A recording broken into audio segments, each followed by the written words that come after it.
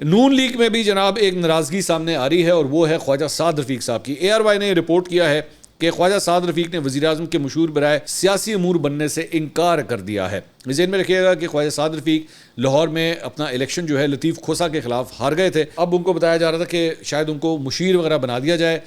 ये भी कहा जा रहा था कि हो सकता है कि वो ज़िमनी इंतखाब कंटेस्ट करें मरीम नवाज़ की सीट के ऊपर, जो मरीम नवाज़ ने कौमी असम्बली की सीट जो है वो विकेट की है।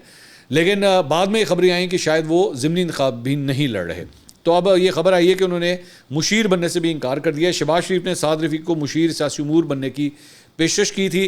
तो साद रफ़ीक को काबीना तश्कील देने से पहले ये कहा गया था कि आपको जो है मुशीर रेलवे का हम पोर्टफोलियो जो है आपको देंगे, और चंद रोज़ पहले उन्होंने रेलवे के चंद इवेंट्स के अंदर भी बताया गया कि शिरकत की है। ख्वाजा साद रफ़ीक से जब इस सिलसिले में ARY के रिपोर्टर ने रब्ता किया तो उन्होंने कहा कि जनाब मैं इस पर खामोशी ही इस मामले पर इख्तियार करना चाहूँगा। नो कमेंट्स आप कह सकते हैं।